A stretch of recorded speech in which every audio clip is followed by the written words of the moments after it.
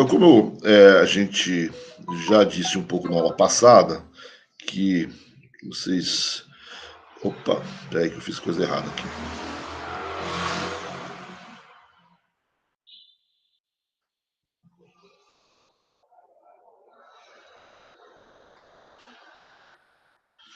O que eu fiz aqui?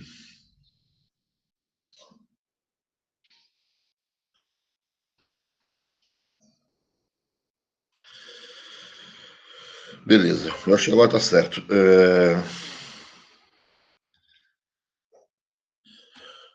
Como a gente estava dizendo já na aula passada, a gente está iniciando aqui, vamos dizer assim, o terceiro e final bloco do curso, né? Que é o bloco que vai aí dos governos Fernando Henrique até hoje.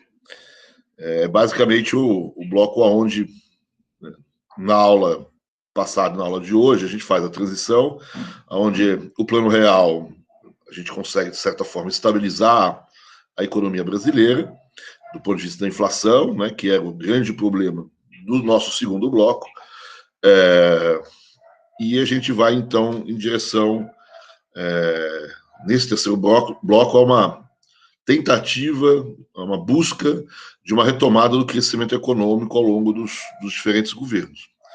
E a gente vai ver que essa busca foi meio inglória, certo? Foi meio difícil, tem alguns momentos de crescimento, 2, 3 anos no governo Fernando Henrique, 4, 5 anos no governo Lula, 1 ou 2 anos, né, 3 talvez no governo Dilma, mas sempre são, talvez com exceção do governo Lula, que é um pouquinho mais longo, né, mas em geral, mesmo Lula, são mais voos de galinha aí, certo? Crescimento que não se sustentam por muito tempo. Aí a interrupção pode ser por questões internas, pode ser por crises externas, enfim, eu tenho aí sempre um problema na manutenção desse crescimento. E é isso que a gente deve ver, então, a partir das aulas, principalmente da semana que vem. Na aula de hoje, junto com a aula passada, como eu disse, a gente está fazendo a transição dos blocos, e aqui, então, a aula passada foi sobre o Plano Real, vamos dizer assim, seria a última aula da segunda parte, essa aqui é a primeira, mas, vamos dizer assim, a ideia é que a gente vê como que a estabilização foi alcançada. Né? Então, o que eu queria ver com vocês na aula de hoje é ver, principalmente, visto na aula passada, o Plano Real em si, né? Se vocês acompanharam a aula passada, eu dividi o Plano Real em 3 pedaços, né?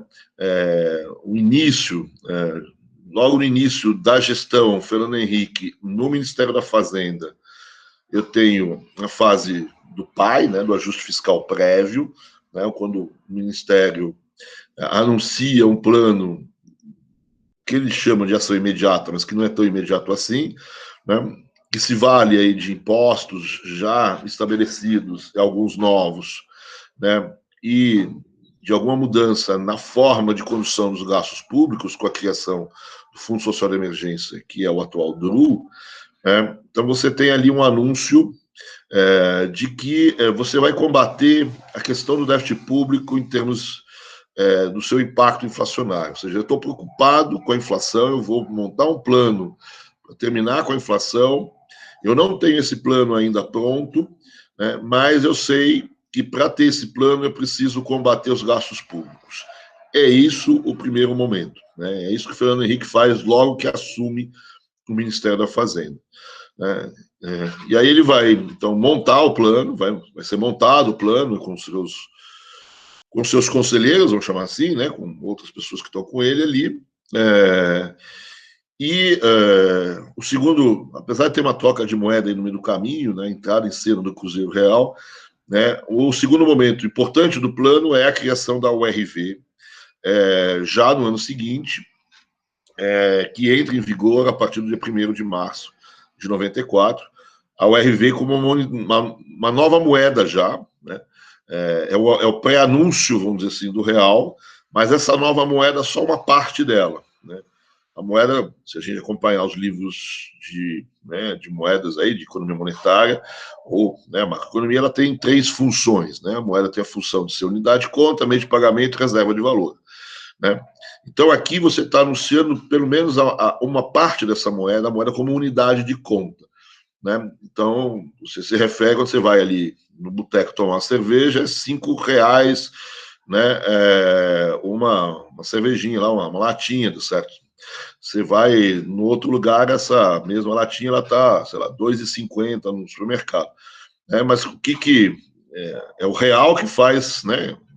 A unidade de conta aí é o real, certo? Então, né, toda moeda tem essa propriedade de ser unidade de conta. E uma das coisas que se perde no processo inflacionário é a qualidade da unidade de conta de uma moeda, ela acaba se perdendo, né? Não serve mais, você começa a perder completamente a noção, né, de referência de preço. E as pessoas costumam, durante os processos hiperinflacionários, buscar outras unidades de contas. Isso foi feito nas hiperinflações, as pessoas vão. Quanto custa essa cerveja? Tantos cruzeiros, isso não diz mais nada para a pessoa, né? Porque tantos cruzeiros hoje, amanhã tantos outros cruzeiros, depois tantos cruzeiros, vai aumentando e ela perde a noção. Então ela prefere tentar usar alguma coisa. Olha, essa cerveja vale, é o equivalente a. Aí você começa a procurar alguma coisa, certo?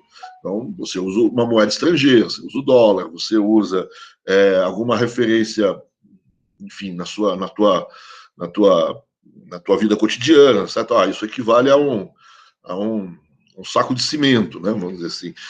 Ou isso aqui equivale na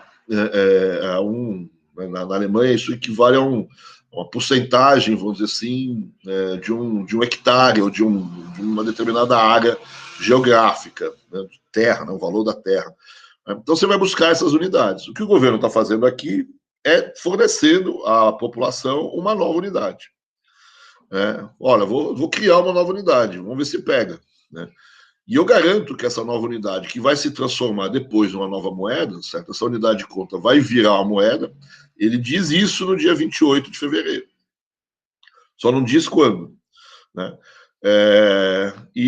Então, aí a terceira fase do plano é justamente essa transformação dessa unidade de conta numa moeda plena, onde você agrega a função de meio de pagamento, onde você imprime lá as notinhas e a gente passa a ter essas notinhas no bolso. Que é a fase C, aí, a fase da reforma monetária, que se dá 4 meses depois da fase B, né? Então, durante a fase B, por exemplo, você vivia com 2 moedas no fundo, simultaneamente. A URV, que só tinha função de unidade de conta, que o governo queria que todos os preços fossem transformados em URV, mas na hora de pagar as coisas, na hora de você comprar a cerveja, você tinha que transformar o valor da cerveja de URV para cruzeiros reais e pagar em cruzeiros reais, né?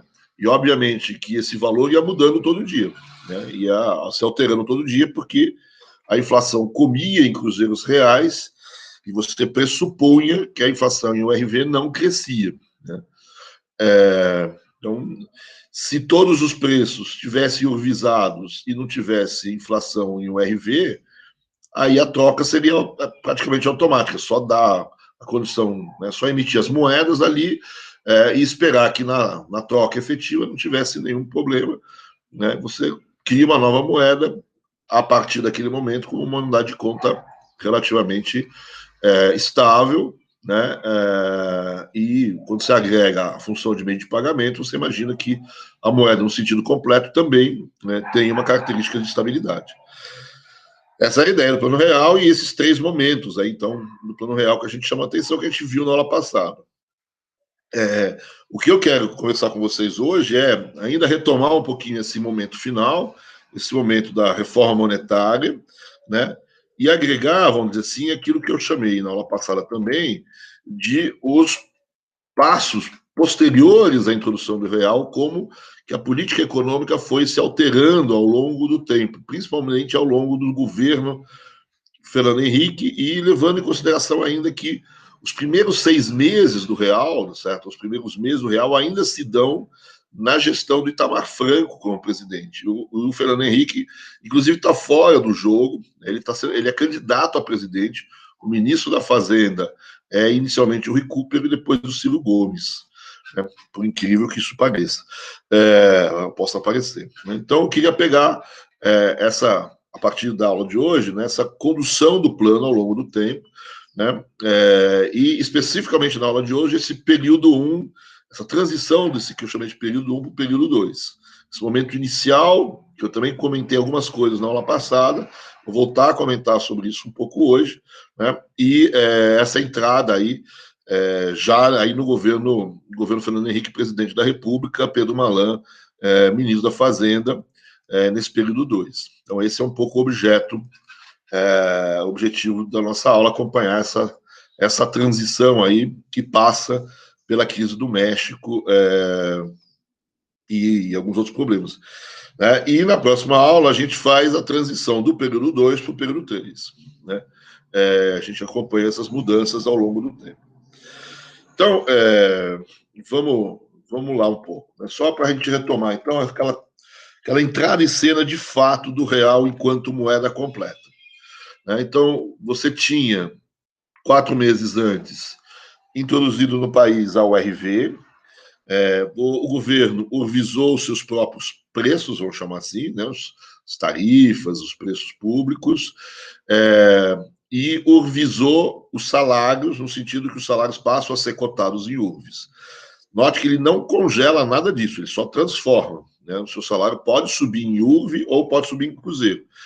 Em cruzeiro real, ele sobe automaticamente, porque o valor da URV em cruzeiro real, ela muda todo dia. Ela acompanha a inflação em cruzeiros. Né?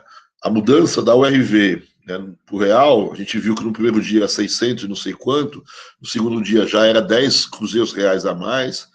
Essa alteração do valor da URV em cruzeiro real, ela é feita a partir de uma média dos índices de inflação, de 3 índices de inflação. Então, quando eu digo que eu ganho 500 URVs, o meu salário IRV está ali, 500 URVs.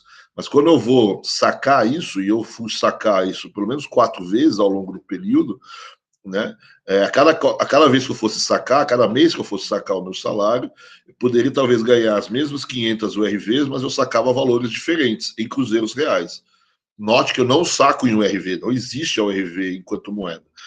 Nesse sentido.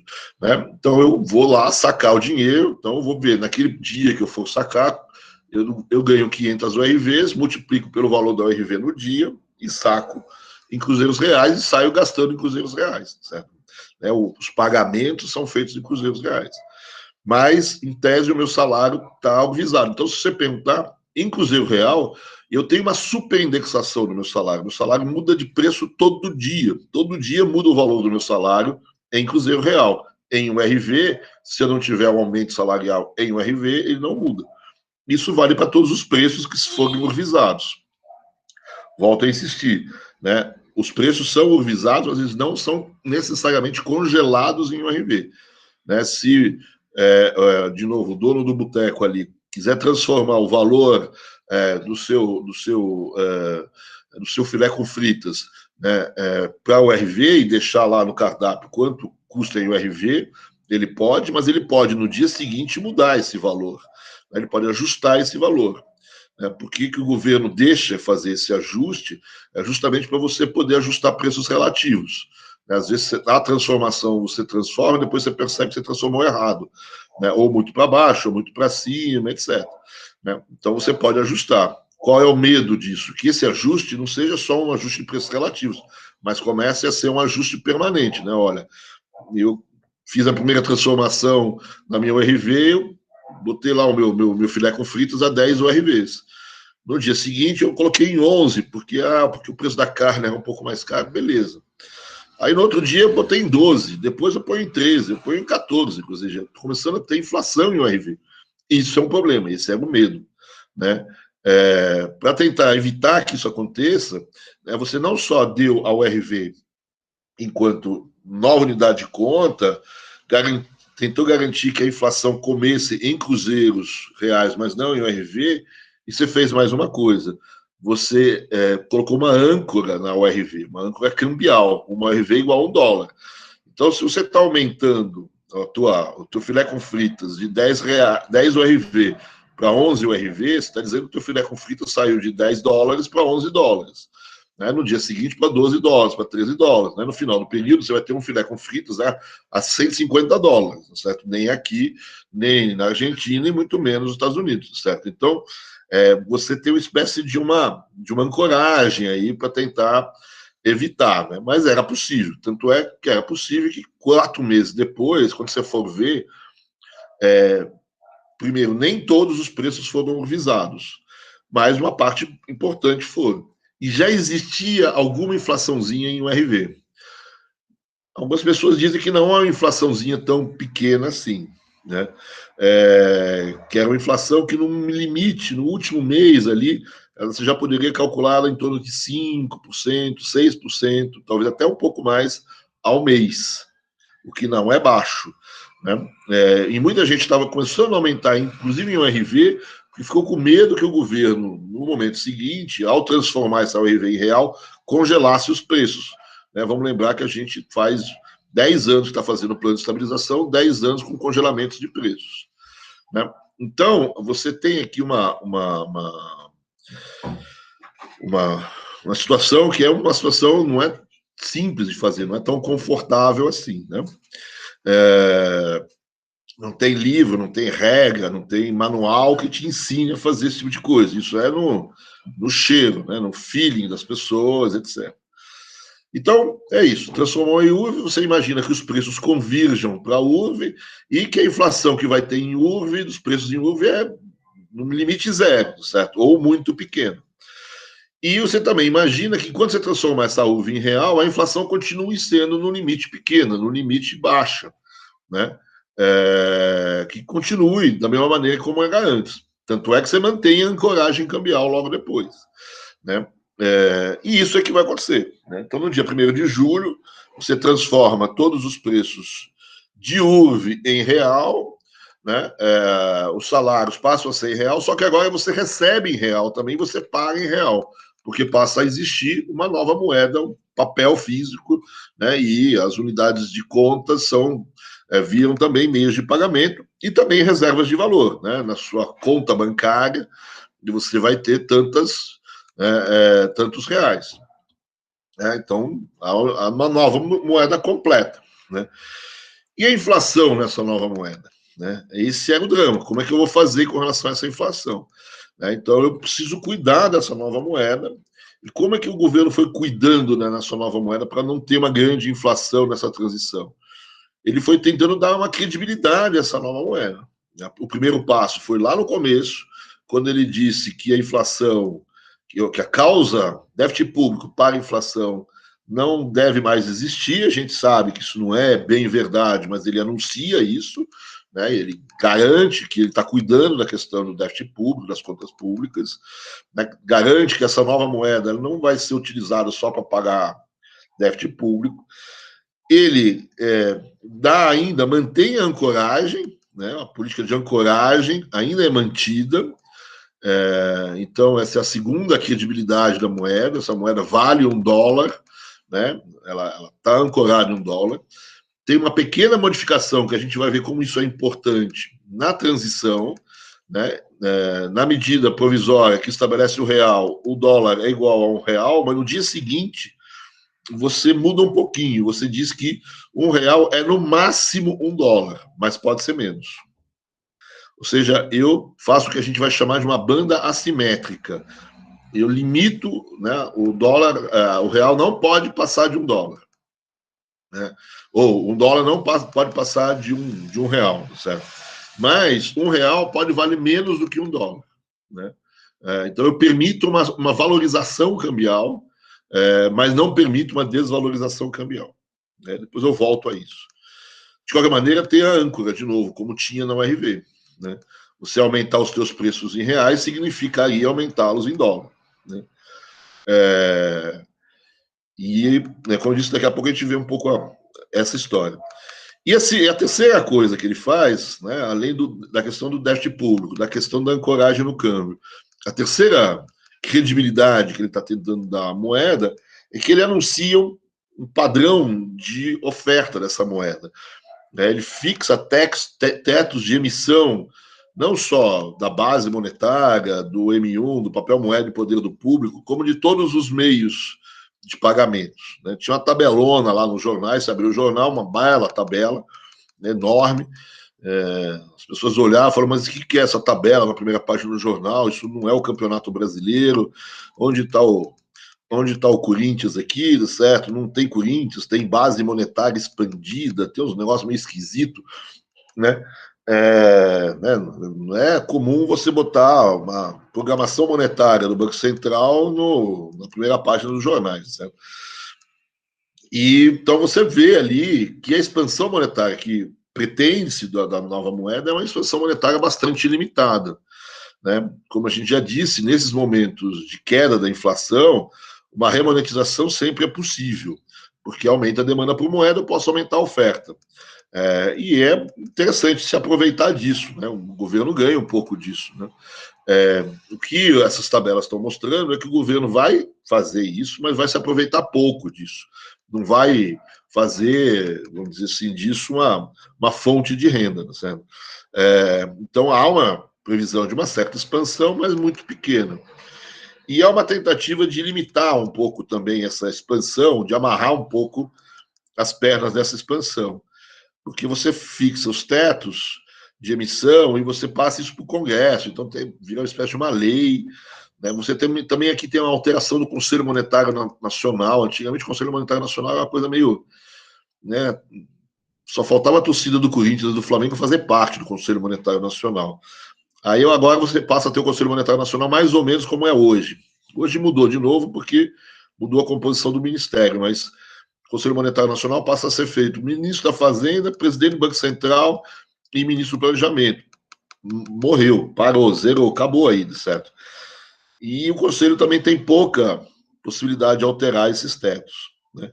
Então, o que você está dizendo? Você está tentando buscar uma credibilidade também no sentido que você vai emitir pouco, que você vai ser consciencioso na hora da emissão. Então, você vai buscar essa credibilidade. Olha, a inflação em URV veio pequenininha, vou manter essa inflação que veio pequenininha, se puder baixar ela, baixo ela em real agora, deve ser a mesma. Para isso, as pessoas têm que acreditar na nova moeda. Eles, de certa forma, acreditaram no RV. Eu já disse que eu estou tentando acabar com o déficit público, certo? Ou controlá-lo. Né? Agora eu estou dizendo que eu vou ser cuidadoso com a emissão. E continuo dizendo que minha moeda é equivalente ao dólar. Certo? Então, quer dizer, isso é um pacote de credibilidade, de tentar buscar, fazer com que as expectativas convirjam positivamente. Né? Aí tem alguns probleminhas. Né? Primeiro, que essas metas que foram publicadas nos jornais, quando você for olhar, você vai ver que essas metas não foram cumpridas. Né? Você acabou passando por cima, teve que ir para o Congresso, pedir autorização para emissão, etc. As metas não são cumpridas. Né? Até porque, talvez, você, como está entrando muito dinheiro no Brasil, etc., né, você tem pressões aí para os pagamentos, para a entrada de recursos, então você tem as metas podiam até ser inconsistentes, vamos dizer assim, com o fato de você ter uma economia aberta. Enfim, tem uma discussão aí sobre isso, mas mesmo que essas metas tenham sido maiores, de fato, do que foram previstas, isso pode botar um pouco em dúvida a credibilidade, mas, de qualquer maneira, existe a ideia de que a política monetária não foi perdulária, vamos dizer assim. Né? Ela existiu, de fato, um aperto na política monetária. Né? Essa emissão foi maior do que você pretendia, certo? Mas ela também não foi né? Você também não chutou o pau da barraca, aqui, como diriam, certo? Quer dizer, e né, a âncora cambial, certo? Quer dizer, o valor dessa moeda, aquela ideia de que não passa de $1, como você passa a ter também agora um lastro de reservas que é bem grande, são 40 bilhões nesse momento. Vamos lembrar que no plano cruzado, esse lastro era no máximo de 5 bilhões. Então, é mais difícil de botar em dúvida a política monetária. É óbvio que ela podia ter sido mais apertada, mais dura, ganhar mais credibilidade. Foi menos dura do que estava previsto, inclusive. Mas também não foi a pior coisa. Não foi uma monetização exagerada.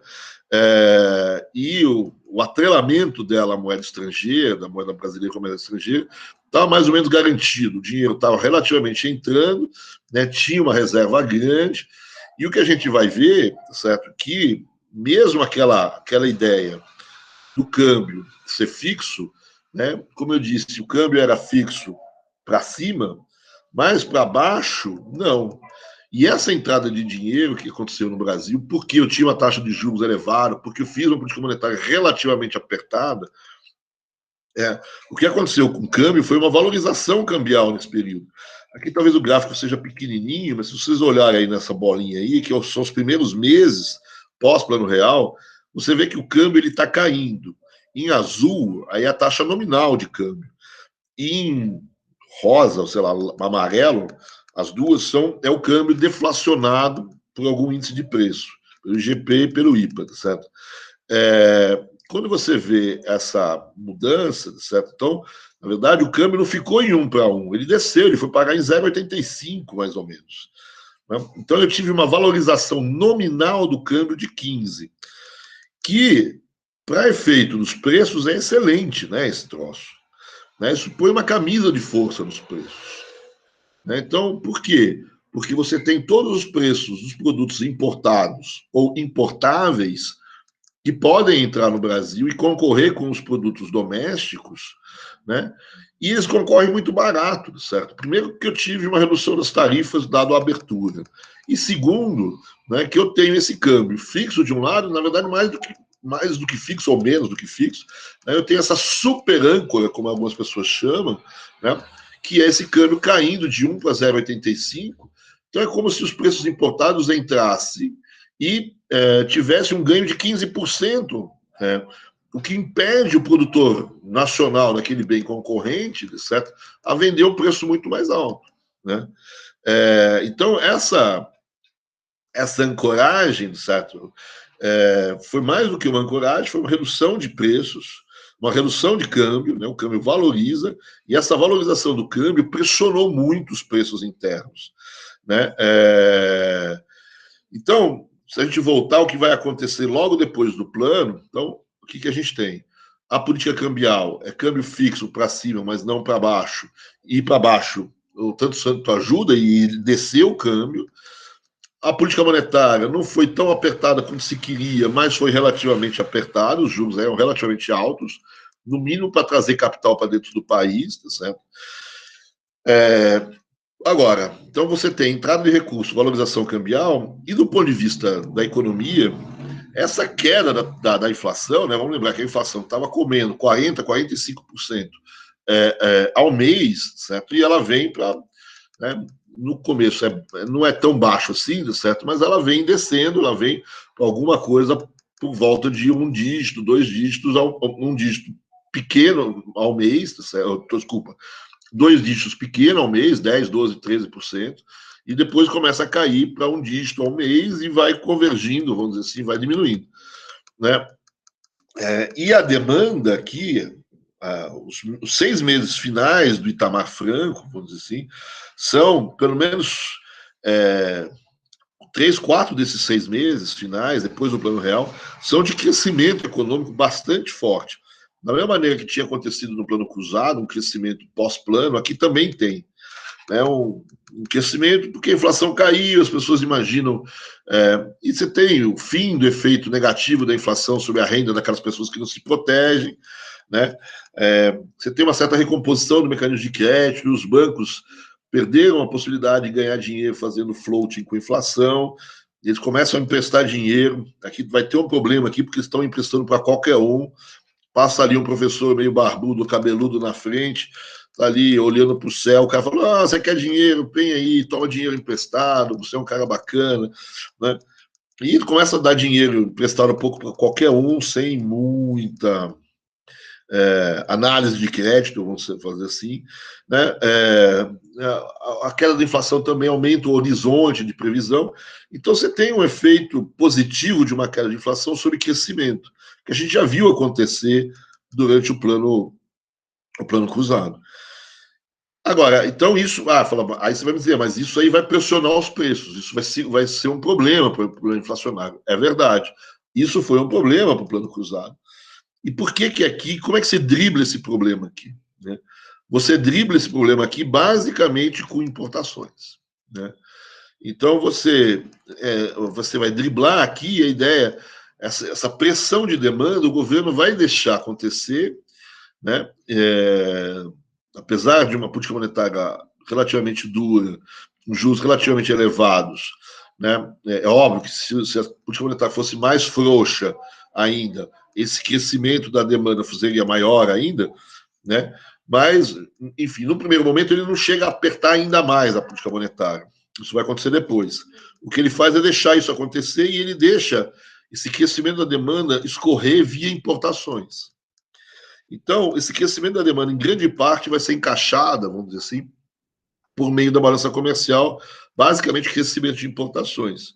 Né? O que a gente bebeu de cerveja argentina, uruguaia, ou, enfim, norte-americana, europeia, aqui no Brasil nesse período, foi né? Entrou carro argentino, entrou balinha de goma não sei da onde, entrou um monte de produto chinês, entrou... Enfim, as importações cresceram bastante nesse período. Né? E isso ajudou, quer dizer, não tem falta de produto no mercado, e os preços desses produtos importados, aí é importante a questão do câmbio, certo? Quer dizer, e da abertura. Esses produtos importados que vieram para o Brasil com preços muito em conta, né? Muito baixos. Então, os preços relativamente baixos, que são facilitados pela essa abertura comercial e por essa movimentação do câmbio, são a verdadeira âncora do plano real aqui, certo? Quer dizer, né? Se você olhar, certo, aqui você tem um crescimento das importações, né? E se você olhar a queda da inflação nesse período, mesmo que a queda da inflação seja mais lenta do que em outros momentos, né? A inflação não é tão baixinha no começo do plano real, mas ela vai caindo aos poucos, o que puxa os preços para baixo nesse período, né? Então, a primeira puxada dos preços para baixo foi o truque da URV lá atrás. Então, ali, mas como eu disse, sobrou inflação em URV, né? Na transição, essa inflação poderia ter crescido, né, por conta desse choque de demanda, vamos dizer assim. E você evita que esse choque de demanda se transforme em uma inflação ainda maior, principalmente puxando os preços dos bens tradables, dos bens comercializáveis internacionalmente.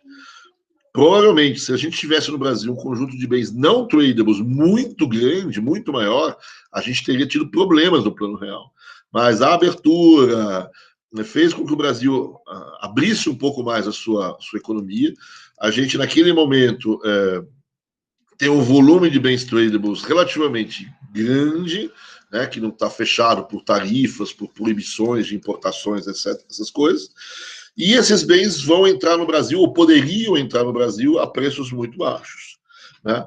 O que segurou muito os preços. Aqui você tem a inflação, se eu me disse, né, em bens tradables e não tradables. Né? A primeira inflação ainda é em cruzeiros reais, certo? Depois ela vai caindo e convergindo, certo? Você vê como os bens comercializáveis, que está aí em, sei lá que cor é essa aí, esse roxo claro, né? É muito maior do que a inflação em bens comercializáveis, tradables, que é a linha de baixo. Né? Então, os bens comercializados sofreram uma camisa de força dos produtos importados e é eles que fizeram a inflação vir para baixo. Né? Então, você nota que nos primeiros meses, que é justamente o período da eleição do Fernando Henrique, né, da eleição para presidente, você tem um crescimento econômico grande e a inflação caindo, certo? Quer dizer, o que, obviamente, demonstra não só o sucesso do plano, o plano começa a dar certo, certo? Quer dizer, e a funcionar bem, e aqui é brincadeira só, isso acaba facilitando a eleição do Fernando Henrique. Né? Então é isso, certo? Quer dizer, nesse primeiro momento, ainda no governo Itamar Franco. Né? Mas não dá para você viver de brisa o tempo todo. Qual é o problema dessa história? O problema é que você está combinando valorização cambial, abertura e demanda aquecida. Isso significa um crescimento das importações que, como a gente viu, certo? Né, isso vai dar num déficit da balança comercial. né? Então, eu vou ir em direção, no começo, eu vou diminuindo o superávit e vou indo em direção ao déficit da balança comercial. Lembre-se que a balança de serviços brasileiros é negativa e continua negativa. Então, eu estou aqui ampliando o meu déficit da balança de transações correntes, né? Então, nessa ampliação do déficit da balança de transações correntes, ela, ela vai estar sendo, vai ser possível, você faz isso de propósito, certo? Mas como é que você financia isso? Você financia com a entrada de dinheiro, né? Taxa de juros relativamente alta e entra dinheiro. Então, aqui você está com um financiamento, com poupança externa, para financiar um déficit da balança das transações correntes, principalmente ampliado nesse momento por importações, né? O problema é o governo. O pessoal de fora olha e fala, bom, eu estou financiando o déficit da balança comercial brasileira com o meu dinheiro. É possível? Esses caras vão pagar? Esses brasileiros vão pagar? Aí você começa a olhar. A primeira coisa que você olha é o que você está importando. Você olha no Brasil, as importações, tem importação de máquina e equipamento? Tem. Né? Não pode dizer que não tem. Tem, que já vem isso fruto da abertura comercial. Mas, em particular, durante esse período do Plano Real, né, esses primeiros meses pós-real, aí, esses 4, 5 meses depois do Plano Real, ainda com o Itamar Franco, você tem muita importação de bens de consumo. Né, e muitos bens de consumo, inclusive balinha de goma, essas coisas. Então, é muito bem de consumo. Né? Apesar de também ter máquinas e equipamentos, se fosse só máquinas e equipamentos, eu falo, não, peraí, esses caras estão se preparando, estão investindo, e lá na frente essas máquinas e equipamentos vão gerar produção e eles vão pagar. Certo? Agora, se você importa balinha de goma, né, é que nem você emprestar dinheiro para o teu vizinho, que é um bêbado, certo? Quer dizer, eu vou dar dinheiro para o cara tomar cachaça na esquina, certo? O cara não vai pagar nunca, certo? Agora, se eu emprestar dinheiro para um cara que está fazendo um curso de economia na USP lá em Ribeirão Preto, certo? Esse cara não, esse cara vai pagar, certo? Quer dizer, então, o que o Brasil está parecendo é um cachaceiro aqui, certo? Quer dizer, porque ele está importando um monte, inclusive, de bebidas alcoólicas, mas um monte de bens de consumo. Então, você está perto daquilo que a gente chama de uma crise de balanço de pagamentos de primeira geração. Né? Ainda mais se você olhar que, nesse momento, a entrada de capital é uma entrada de capital de muito curto prazo. É muito hot money que está entrando aqui. Então, o próprio governo sabe que não dá para manter essa situação por muito tempo. Né? Dá para fazer aquilo lá, mas alguma hora você vai olhar, né, e o pessoal lá de fora vai parar de botar dinheiro aqui para você comprar balinha de goma ou para tomar cachaça. Certo? Então, isso não pode ser permanente, essa situação. Né? Ou você muda a tua característica das importações, né? Ou talvez até é importante também mudar a característica da entrada de dinheiro, ter uma entrada de dinheiro mais estável, né? Mais investimento estrangeiro direto, dinheiro menos hot money. Né? Esse dinheiro menos hot money vai entrar quando? Quando vierem as privatizações, etc. Mas aqui, nesse momento, essa é a questão principal. Né? Esse é o problema na condução do Plano Real. Né? Então, você vai ter que alterar. Essa situação é muito arriscada e é insustentável a longo prazo. Então, principalmente aí, depois das eleições, você começa a mudar essa história. Né? Você começa, então, a controlar a demanda agregada, diminuir as importações, tentando frear um pouco esse crescimento do consumo. E você vai estancar também a apreciação de capital, tentando diminuir essa entrada de capitais muito hot money no país. Tá? Então você tem aqui a segunda fase do câmbio. Né? Você lembra, você viu na primeira bolinha aí a queda do câmbio, e a partir mais ou menos de outubro você vê que o câmbio é estável. Né? Ele caiu, foi para 0,85 e ficou ali parado. Né? Então o Brasil parou de apreciar o câmbio, né? E começou a subir as taxas de juros também. Né? Então, quando a gente olha o que está acontecendo no câmbio no pós-real, é muito confuso. É bem confuso o negócio. Né? No plano, a URV era congelada em relação ao dólar, era um dólar no URV, mas o Cruzeiro Real não. Depois, você faz a banda assimétrica, deixa valorizar. Né? O superávit comercial que existia começa a diminuir, né? A entrada de dinheiro é muito curto prazo, né? mas isso não vai se sustentar por muito tempo. Então, você vai mudando. Né? Você vai diminuir essa sobrevalorização cambial para talvez diminuir a entrada de produtos importados. Você também diminui a entrada de produtos importados porque você segura a demanda. Né? E aqui também você começa a ter, começa a se preocupar com o que você vai fazer com as tarifas de importação. Se vocês lembram que eu falei que a abertura comercial brasileira ela vai terminar com o Fernando Henrique. A gente já vê um pouco isso. Então começa a transitar um pouco a coisa. No finalzinho do governo Itamar, nos últimos 2 meses, eu começo a frear o crescimento e começa a diminuir essa ancoragem cambial. Né?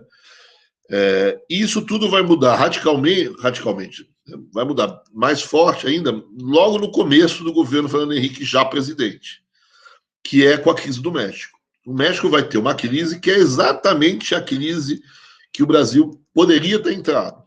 Né? Essa crise de balanço de pagamentos de primeira geração. O México também faz um ajuste, o México também tem um crescimento enorme das suas importações, também usa câmbio, faz exatamente o que a gente fez. Certo? Só que a crise lá apareceu. Né? Então chegou uma hora, o pessoal do Sistema Financeiro Internacional falou: não vou ficar financiando balinha de goma para mexicano, certo? Quer dizer, não vou ficar financiando o balanço comercial dos mexicanos. E a entrada de capital para, né? Você tem uma fuga de capitais do México e o México entra em crise. Que era a crise que o Brasil poderia ter ido. O governo brasileiro percebe antes, começa a evitá-la. Agora, quando tem a crise do México, certo? Como qualquer outra crise, o Brasil agora está no mundo, certo? Está aberto, e isso tem repercussões sobre o Brasil. A crise do México, o pessoal olha, o Brasil é parecido. Então ele dá uma fugidinha, o capital foge do Brasil, você tem uma certa dificuldade momentânea durante a crise. Né? E aí, a partir da crise do México, então, o Brasil definitivamente muda o seu regime monetário cambial. Né? Do ponto de vista monetário, vamos dizer assim, o que o Brasil faz agora sim, a política monetária é apertadíssima. Aqui agora a gente começa a ter, inclusive, jabuticaba na política monetária. Né? Tem coisa que só o Brasil faz, certo? Além de você ter depósitos compulsórios de 100% sobre novos depósitos, você chega a ter depósito compulsório sobre operação ativa, né? Então você tem um depósito compulsório sobre os passivos, que é normal, né? Mas 100% de depósito compulsório não é tão normal assim. Né? E você tem depósito compulsório sobre operações ativas, ou seja, a cada R$100 que o banco empresta, ele guarda 15, certo? Quer dizer, ou coisas parecidas. Então, é uma política monetária extremamente dura, extremamente apertada, com taxas de juros lá, depois de Urano, né? Depois de Plutão, etc. E do ponto de vista do câmbio, né? O que vai acontecer, né, do ponto de vista da balança comercial, do câmbio, a balança comercial você para com a abertura comercial. Né? Você não volta muito atrás, a não ser em um outro produto, mas não tem mais queda das tarifas. Né? Tem a reversão, inclusive, de algumas tarifas, principalmente tem um acordo do sistema automotivo com a Argentina dentro do Mercosul, que até dá uma aumentada nas tarifas de importação. Né? Mas do ponto de vista da abertura, então, stop a abertura comercial. E do ponto de vista do câmbio, certo? Quer dizer, você vai para essa terceira fase, que é a mais longa, aí você vê essa taxa nominal de câmbio escorrendo ou subindo lentamente. O que está acontecendo aqui com o câmbio? Né? Você vai introduzir no Brasil um sistema de bandas cambiais. Né? Então, você tem um sistema de bandas que é um sistema bem confuso. Certo? Quer dizer, você tem as bandas largas, né, que no começo eram bandas menos largas, depois elas vão alargando um pouco cada vez mais. Né? E essas bandas largas estão aí na lâmina para vocês verem. Né? Então, você tinha uma banda assimétrica, agora você tem uma banda com os dois lados. Você tem um piso e um teto. E a taxa de câmbio pode oscilar no meio dessa banda. Né? No começo, essa banda é curta e ela dura pouco tempo. Né? E depois você vê que essa banda ela vai se alargando e vai durando mais tempo. Né? Vai chegar, você decreta uma banda que vai valer durante um ano inteiro, certo? Quer dizer, ou quase que um ano inteiro. Né? né? Então, só que essa é a banda larga. Logo do momento que você, vamos dizer assim, introduz a segunda banda larga, certo? Quer dizer, né, lá em junho, você vai introduzir também uma outra banda dentro da banda. Então você tem a banda larga que diz, olha, o câmbio pode oscilar entre esses dois valores, né? Ele está livre para oscilar entre esses dois valores. Mas o governo vai estabelecer, dentro dessa banda larga, uma banda curta que não vai valer por 60 dias, mas que vai valer por 3 dias, 2, 3 dias. E é uma banda bem mais apertadinha, né? Bem mais curta. É quase como se ele tivesse fixando a taxa ou dando uma margem de oscilação muito pequena para as taxas no dia a dia, né? Agora, da mesma maneira que você observa que a banda larga ela vai se mexendo, né? Então, um crawling band é uma banda larga que se mexe, né? Aos poucos, você vê que ela vai mudando de patamar. A banda curta, ela também se mexe dentro da banda larga.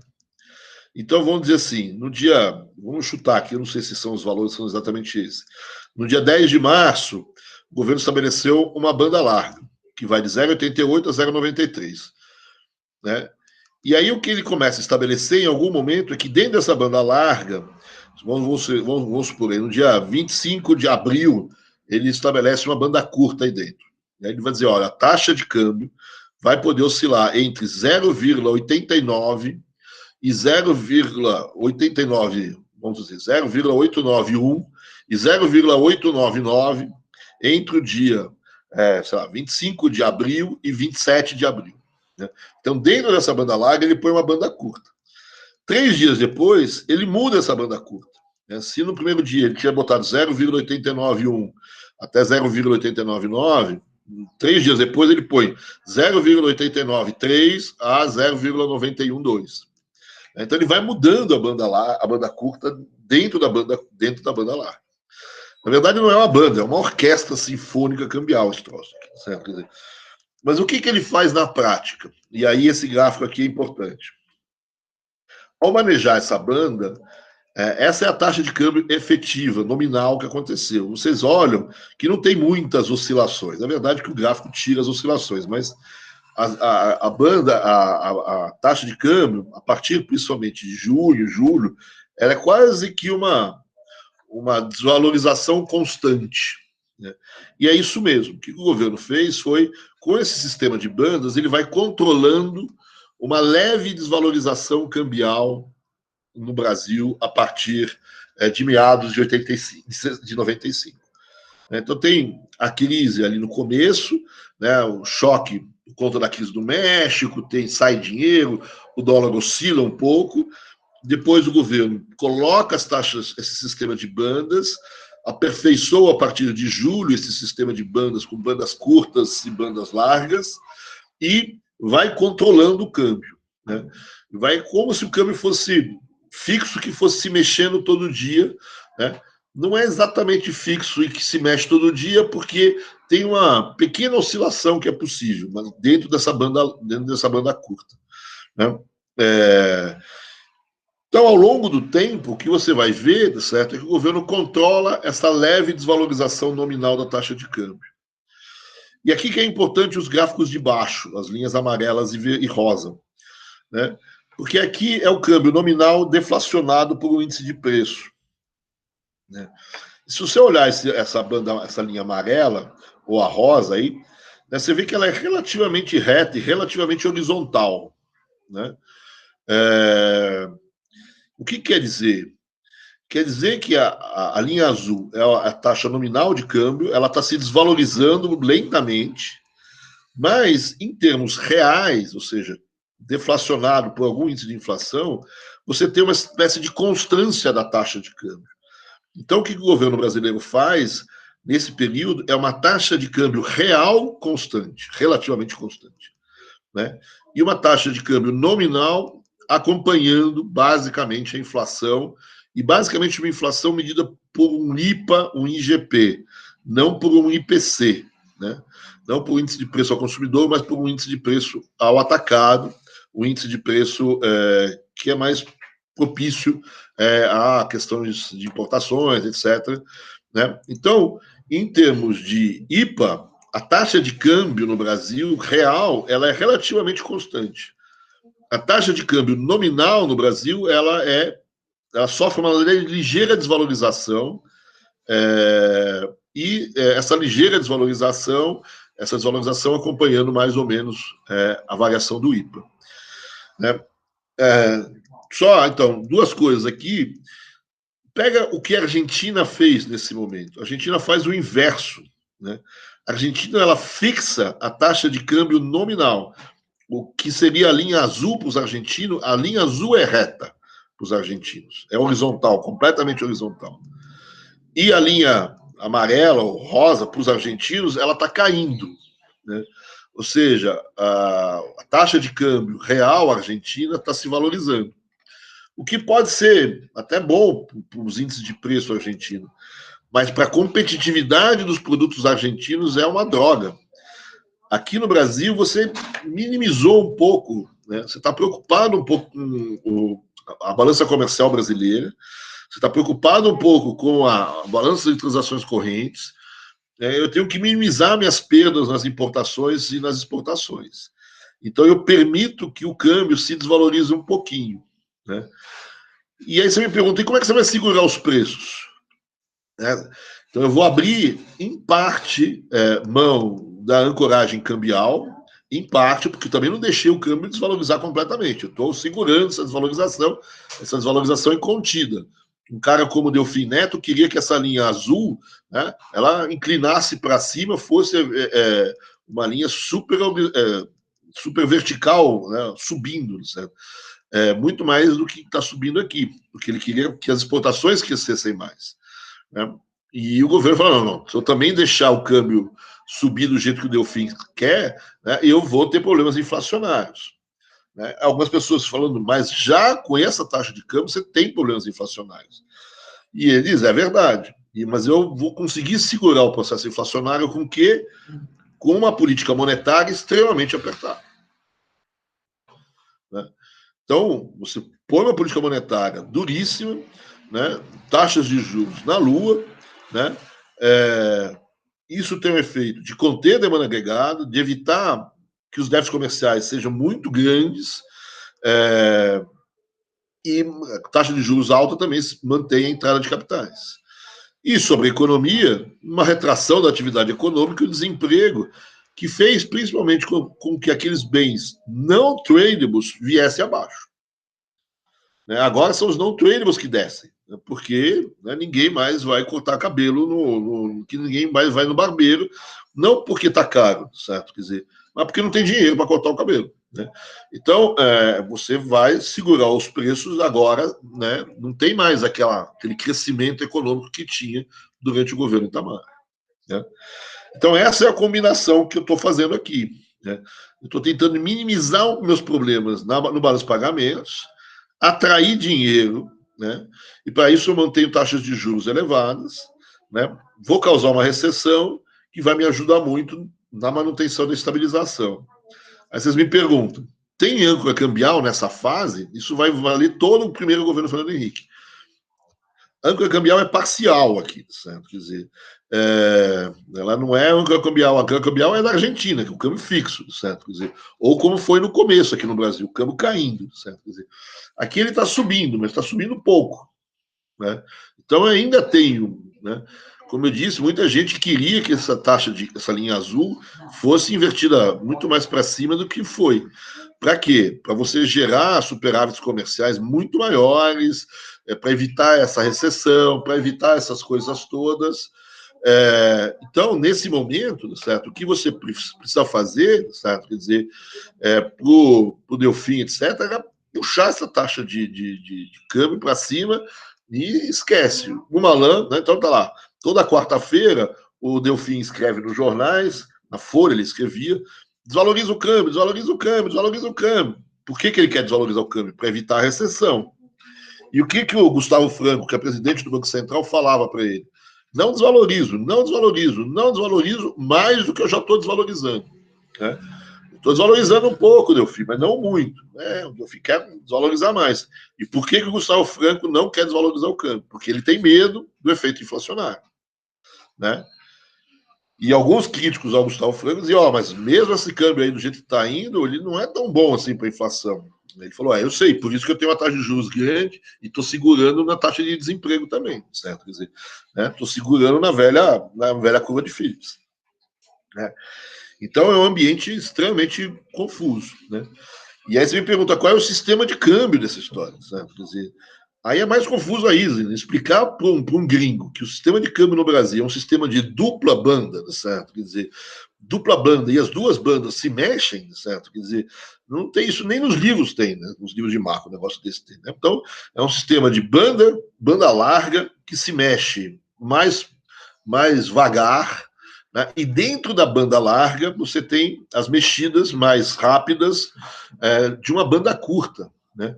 Então, no fundo, a banda larga, a gente limita o mexer da banda curta. Então, você sabe que o governo, de 3 em 3 dias, vai mexer na banda curta, mas você também sabe que ele não pode mexer na banda curta mais do que o que permite a banda larga.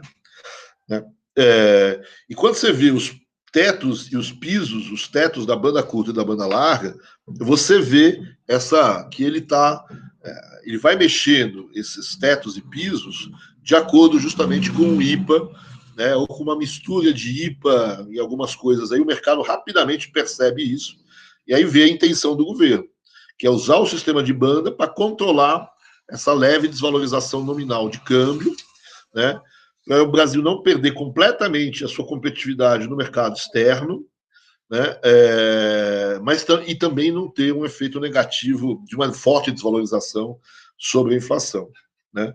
Mas a âncora principal nessa economia talvez não seja mais o câmbio. Né? O câmbio ainda é parcialmente uma âncora. A âncora principal é o desemprego, né? É a política monetária. Aqui a gente está com uma âncora monetária forte. Né? A gente olha aqui o desemprego bombando a partir de 95, certo? Quer dizer, né, começa a crescer, o desemprego sempre tem essa formação em bolinha aí, né, em montes, né, porque o desemprego, né, tem uma sazonalidade grande e é isso que dá essas variações. Né? Então, um desemprego crescente, que vai marcar todo o primeiro governo Fernando Henrique. Eu podia botar também aqui uma perda de formalidade no mercado, uma deterioração no mercado de trabalho. Né? Uma coisa interessante de a gente olhar, não vou gastar muito tempo com vocês com isso, mas nessa mudança, note que isso é uma mudança de política forte que vai acontecer no primeiro semestre de 95. Né? E uma consequência dessa mudança de política você vai ter, ainda em 95, uma potencial crise bancária no Brasil. Né? O sistema financeiro brasileiro, o sistema bancário brasileiro passa a ter um problema grave aqui, certo? Quer dizer, e é basicamente um problema de inadimplência. Né? Esse sistema bancário, como eu disse, em 94, no ano anterior, começou a emprestar. Como eu disse também, ele emprestou para qualquer professor cabeludo, meio vagabundo que não tem grana, certo? Prestou dinheiro para todo mundo, né? Sem fazer muita análise de crédito. Né? Mas naquela época a economia estava bem, estava bombando, certo? Esse barbudo cabeludo estava empregado, estava tranquilo, estava de boa, certo? O que acontece 6 meses depois ou 8 meses depois, certo? Quer dizer, muito provavelmente esse barbudo ali, né, não é o caso do professor que é funcionário público, certo? Mas se ele não fosse, certo, ele teria perdido o emprego. E aquele empréstimo que ele fez no banco, que ele pegou no banco para comprar uma geladeira para botar a cerveja dele, certo? Quer dizer, ele não tem mais condições de pagar, porque ele perdeu o emprego. Né? Então aqui você tem uma inadimplência. Agora, note que não é só aquele cara, né? Não é só esse exemplo do pobretão. Imagina aquele fulano, certo?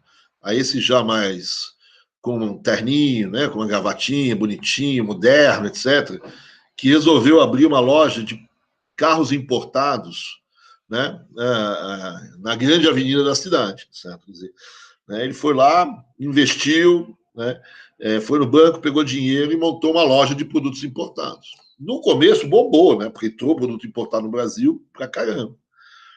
Agora o que aconteceu? Certo? O câmbio mudou, a economia está em recessão, ninguém mais compra carro importado aqui. O que o cara fez? Faliu. Né? Ou se não faliu, tem muita dificuldade de fazer pagamento. Né?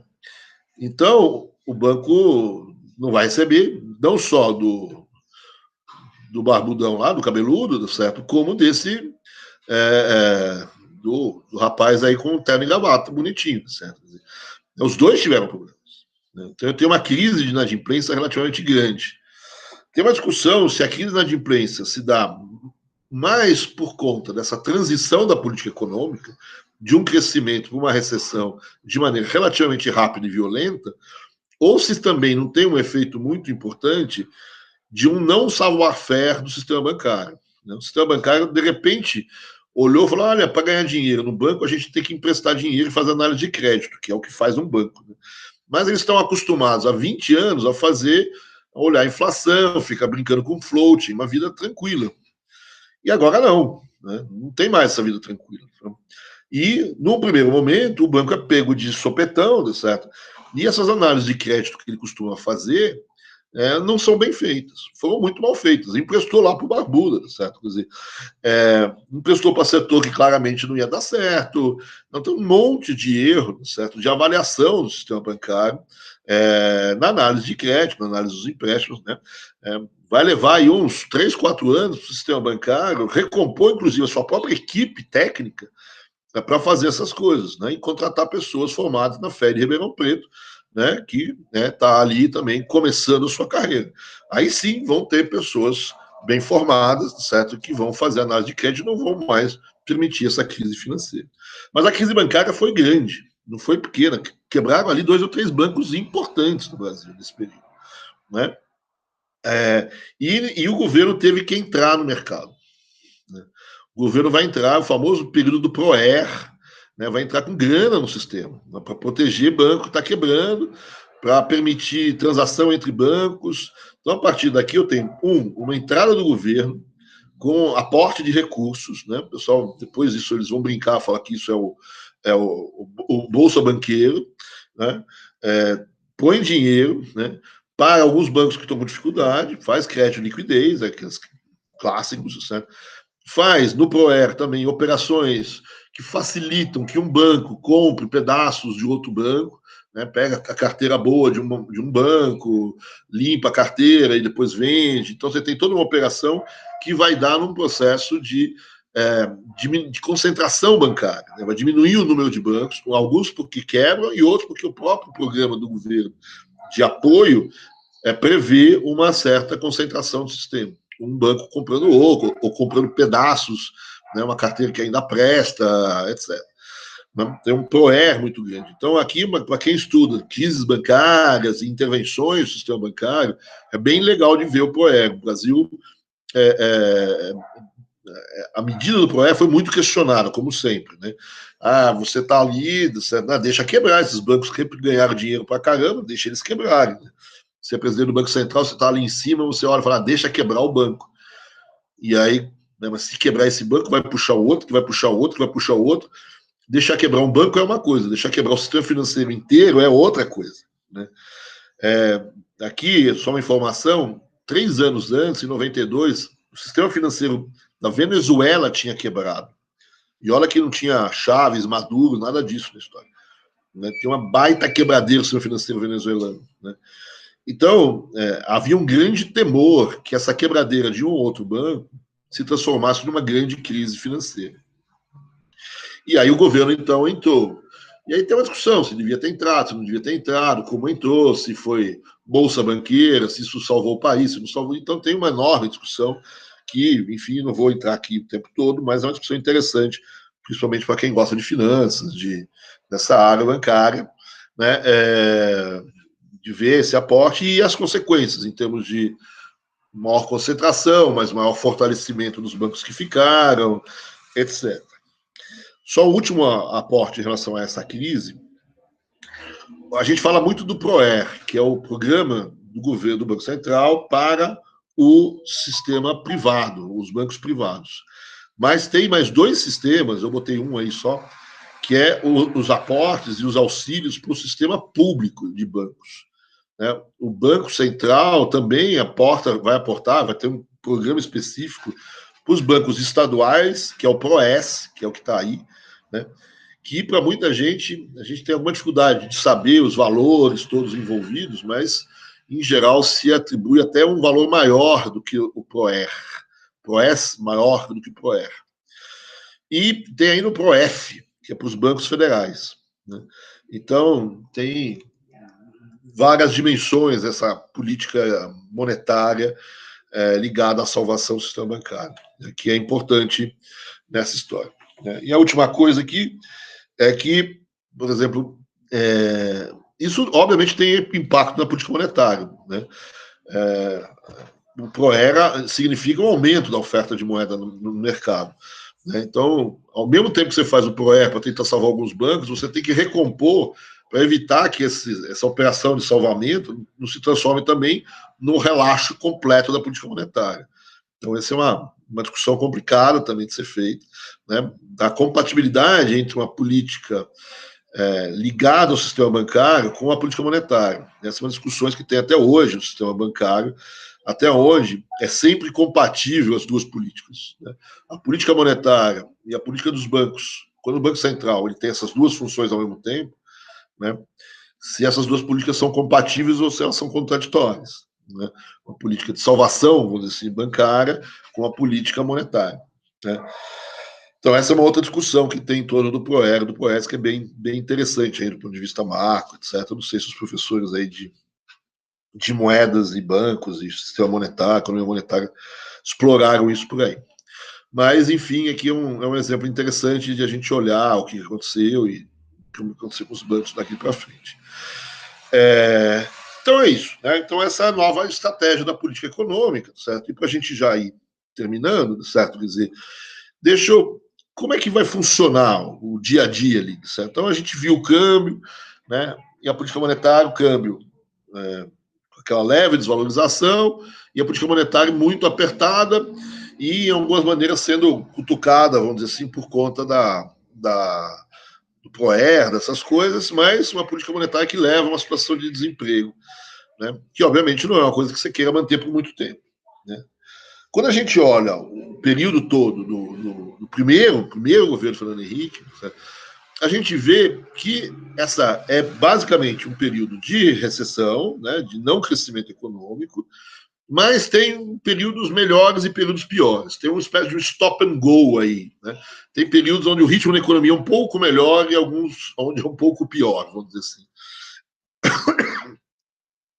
Se a gente olhar, né, o que está acontecendo? A gente pode associar esses momentos de maior contração econômica ou de crescimento um pouco maior há uma outra característica que pega esse momento, que é, né, o Fernando Henrique vai enfrentar um monte de crises externas.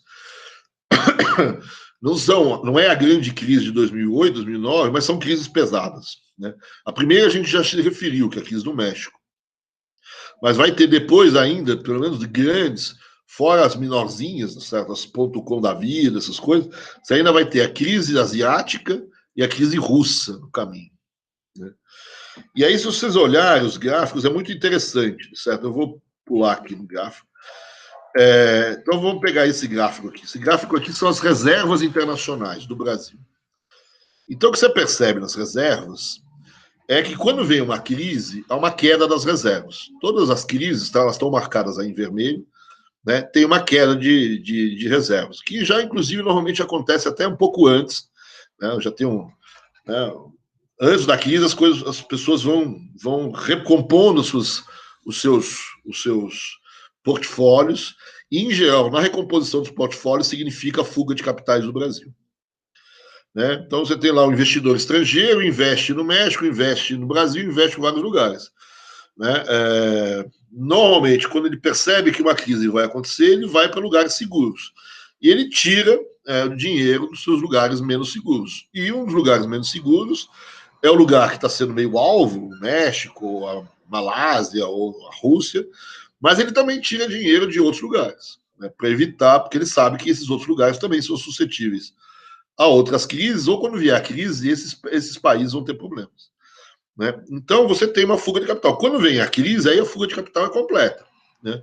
Ou quebrou o México ali, ou quebrou a Ásia, o cara que tinha dinheiro na Ásia e no Brasil, ele vai ter que recompor o portfólio dele e ele vai acabar tirando dinheiro do Brasil, certo? Quer dizer, então, normalmente, você tem uma fuga de capitais nesses momentos de crise, né?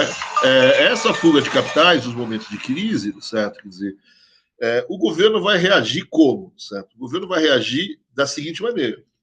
Aqui são as taxas de juros, né? Então você vê que no meio da crise o governo sempre faz o quê com a taxa de juros? Sempre dá uma subida nela, né?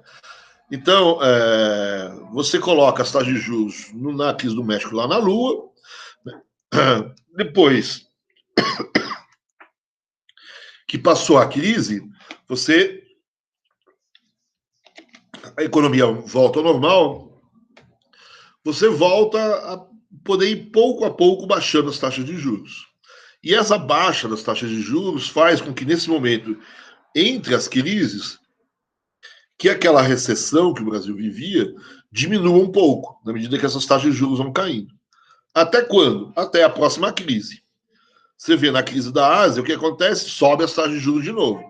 Então, aquele alívio que você teve na economia volta a apertar. A recessão volta a bater porque você subiu as taxas de juros, né? Então, você vê em todas as crises as taxas de juros sobem, né, tentando recuperar o dinheiro, né, desculpa, vou ter aqui, tentando retomar, né, e depois da crise do México, depois da crise da Ásia, você vê que o dinheiro volta para o Brasil, né? Aí eu volto a baixar as taxas de juros. Então eu tenho aquilo que eu chamei aqui, né, de um stop and go. Na crise externa, sobe as taxas de juros, o desemprego aumenta. Quando se alivia do lado externo, não tem muita crise, a situação está mais tranquila, né, eu posso ir diminuindo as taxas de juros e a economia começa a crescer um pouco mais, né? Então, esse é o tipo de coisa. É verdade? Então, você tem oscilações no nível de atividade, forçadas um pouco por conta dessas oscilações nas taxas de juros. De uma maneira geral, a produção industrial e o desemprego elas são altos, né? Mas eles oscilam em função desses momentos de crise nesse período, né? A questão do desemprego também tem a questão do impacto da abertura, né? Tem outros elementos também, mas enfim. Então você tem essa situação aí de stop and go de acordo com as crises, né? E é isso que caracteriza esse governo, primeiro governo, uma situação econômica difícil, né? E você vai tentando ganhar um pouco de fôlego, mas depende muito do cenário externo. Quando o cenário externo é ruim, né, você piora, né? Quando você não tem uma crise externa, você tem algum alívio para ir melhorando. Mesmo que essa melhora não seja também aquela maravilha, mas vai melhorando. Agora eu queria que vocês observassem a última crise, a crise da Rússia. Então, o que acontece na crise da Rússia? Né? Tem aqui são as reservas. Durante a crise da Rússia, as reservas vão embora, né? Caem forte, inclusive. Certo? Quer dizer, né? Então, a fuga de capitais do Brasil muito grande. O que o governo faz? Né? O que o governo faz? Ele sobe a taxa de juros. Então, uma subida boa da taxa de juros, ela volta para o mesmo patamar da crise da Ásia. Né? Então, sobe a taxa de juros. Né? O que ele espera com essa subida da taxa de juros do governo? Né? Vai contrair a economia e tal, mas ele espera que o dinheiro voltasse para o Brasil. E aí você olha esse gráfico, o que acontece com as reservas brasileiras? Elas não retomam. Olha no crise do México. Né? O Brasil teve fuga de capitais, o Brasil subiu a taxa de juros e olha como voltou o dinheiro. Na Ásia, a mesma coisa. Teve fuga de capitais, subiu a taxa de juros, olha como o dinheiro voltou. Na crise da Rússia, teve fuga de capitais, o governo subiu a taxa de juros e o dinheiro não voltou. Pode ter caído menos, mas não volta mais. Então, o que está acontecendo? Alguma coisa está errada aqui. Né? Então, aquilo que eu falei, vale, vamos dizer assim, né? Vai e volta, mas na crise russa alguma coisa está errada. Né? O que tem de errado na crise russa? Que agora, depois dos russos, a bola da vez somos nós. O pessoal olha para o mercado e fala: olha, os mexicanos, os asiáticos, lá, o pessoal lá do Sudeste Asiático, dos tigres, os terceiros, né? Malásia, Tailândia, não sei o quê, os russos, e agora, meu amigo, quem está na mira do sistema financeiro internacional são os brasileiros. Por que, que a gente está na mira? O que a gente fez de errado? Né? Porque você começa a olhar, né? Apesar desse stop and go, vai para lá, vai para cá, você olha os fundamentos da economia brasileira não estão tão bons assim, não. Né? A inflação caiu, caiu. Tem um lado bom. Mas olha a taxa de juros que o Brasil paga, os spreads de juros que o Brasil paga. Né? Olha a situação externa brasileira. Olha os problemas fiscais brasileiros. Então vamos rapidamente ver esses dois problemas e aí a gente encerra. Né? Olha o setor externo brasileiro ao longo do primeiro governo Fernando Henrique. Né? As exportações cresceram, podiam ter caído, né? Mas cresceram graças a essa mínima desvalorização de câmbio que eu tive. Né? Mas falta muito dinamismo. Né? O crescimento, inclusive, é abaixo do crescimento das vendas internacionais. E as importações, essas dispararam. Eu consegui segurar um pouco? Consegui, certo? Quer dizer, tem importações de bens de capital? Tem, é interessante. Mas, mesmo assim, eu tenho um déficit da balança de transações correntes que saiu de 0,3% do PIB para 4,5%. O número cabalístico internacional é 5%. Né? Você tem um déficit de transações correntes acima de 5%, né? Normalmente é sinal de alerta. Né? Então, você tem esse déficit nas contas correntes, né? Não só porque a balança comercial diminuiu, né? Mas também porque a balança de serviços ficou muito ruim, certo? Você pegou dinheiro emprestado durante anos, né? Agora entrou dinheiro via títulos, etc. Tem que pagar juros, tem que pagar, remeter lucro, essas coisas todas. Então, você aumentou teu passivo externo, tua dívida externa de uma maneira geral, com essa entrada de dinheiro que vem sendo feito, mas você também tem que pagar.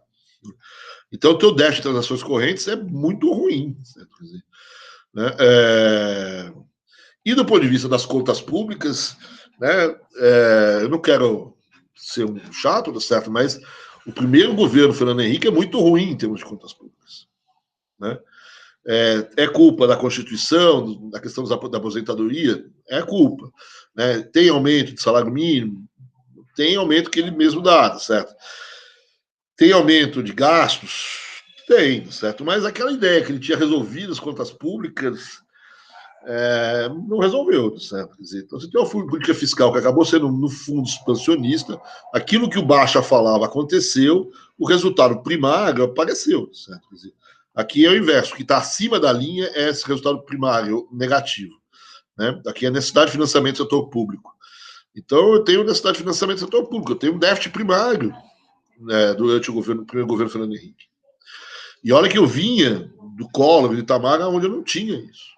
Então, as contas públicas ficaram ruins, né? Tem o pior resultado do resultado primário. Se você coloca a taxa de juros que você está pagando, o resultado nominal fica muito ruim, né? Os juros são elevados, então o déficit nominal é grande, e eu tenho, então, aqui uma situação bem difícil aqui nas contas públicas. Se eu levar em consideração também, vamos dizer assim, a dívida pública interna, né? Essa dívida pública interna também cresce. Não sei se eu tenho um gráfico aqui, tem, dá para ver aqui como essa dívida pública interna cresce nesse período. Né? Por que ela cresce? Certo? Por que eu tenho um crescimento da dívida? Porque eu tenho um déficit fiscal, déficit nominal, de um lado, certo? Quer dizer, porque eu tenho juros elevados, né? Que faz com que o déficit nominal seja grande, né? E por que isso? Primeiro, porque eu tenho uma política monetária contracionista, certo? Quer dizer, uma política monetária de juros altos, né? Para atrair capital, para segurar a economia, para segurar os preços. Então, os juros são altos, certo? Quer dizer, depois esses juros tendem a aumentar toda vez que eu tenho uma perspectiva de saída de dinheiro. Então, ele piora, né? Então, os juros são elevados e isso faz com que a dívida cresça também, certo? Porque eu tenho que pagar esses juros, eu não tenho dinheiro para pagar esses juros, eu emito novas dívidas para pagar esses juros. Eu tenho também o que a gente vai chamar de esqueletos. O que é esqueletos? Isso é uma coisa que o Fernando Henrique costuma chamar atenção, é verdade. Ou seja, eu tenho dívida que eu não reconhecia antes e agora eu reconheço. tinha uma dívida que não estava inscrita, vamos dizer assim, nas contas do Tesouro. E, de repente, ela aparece. Então, eu reconheço uma nova dívida. Então, o Fernando Henrique faz isso, é verdade, e algumas dessas dívidas são obrigatórias no reconhecimento, eu não tenho o que fazer. Agora, eu não posso deixar de levar em consideração que, ao mesmo tempo que eu tenho alguns esqueletos, por outro lado, eu vendi algumas empresas durante o período do Fernando Henrique. Eu não destaquei até agora isso, mas eu tenho algumas privatizações. Então, se eu tenho dívida nova de um lado, do outro lado eu tenho venda de ativos, certo? Quer dizer, que compensa as coisas, né? Então, eu tenho juros elevados, eu tenho déficit primário, eu tenho esqueletos. E a última coisa é que, em alguns momentos dessa economia, quando a coisa está mais ou menos bem, a entrada de capitais no Brasil, como eu já disse, pode forçar uma política monetária mais expansionista. Da mesma maneira que o PROER também força uma medida expansionista. Para que essa expansão monetária não se transforme em inflação, o que eu faço é colocar título para enxugar isso. Então, o que a gente chama de uma operação de esterilização. Então, para evitar que o câmbio se valorize, né, eu jogo o título no mercado, enxugo a moeda e evito também que haja um aumento da oferta de moeda. Então, eu tenho as operações de esterilização. Esses três elementos explicam o crescimento da dívida dentro do país, né? Na verdade, são 4 elementos aqui, não deveria ter posto 4. Tem déficit nominal, déficit primário, juros, esterilização e esqueletos, né? Normalmente a gente diz que a esterilização e os juros são os principais elementos, né? E quando você olha essa relação dívida-PIB subindo, olha a taxa de juros, olha a economia crescendo, você olha e fala, não dá, quer dizer, o tal superávit primário, o déficit primário que eu tenho, precisa ser revertido, porque senão essa dívida vai explodir. É inconsistente ao longo do tempo. E eu preciso fazer alguma coisa, né? Eu preciso fazer um ajuste do déficit primário, né? Sair de um déficit para o superávit primário, para fazer com que essa curva futura da dívida se estabilize. E é isso que o mercado está olhando no Brasil. Ele está olhando que, do lado externo, o Brasil não vai pagar as contas, tem uma déficit de transações correntes muito grande, né? Apesar de ter ali importações de máquinas, equipamentos, tem aí um problema de déficit de primeira geração, né? Mas tem um outro problema, que é uma operação nas contas do governo. O governo não vai pagar. Essas dívidas são dívidas internas e também são dívidas externas. Não vai pagar, não vai conseguir pagar. A dívida é explosiva. Vamos embora do país, vamos sair daqui, certo? Quer dizer, é isso que está acontecendo, né? As dificuldades do Brasil, você tem 2 problemas fiscais importantes, certo? Quer dizer, interno e externo. Então, a gente está fazendo o quê? A gente está indo rumo à crise cambial brasileira, que vai acontecer quando? Em 99. Né? Em 98 para 99.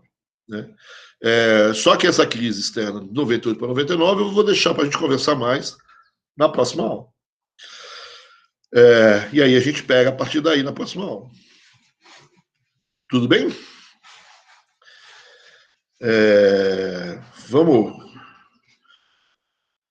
conversar um pouquinho, se vocês quiserem, apesar de eu estar bem em cima.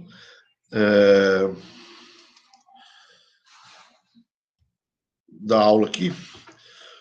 Tudo tranquilo aí com vocês? Vou desligar a gravação aqui.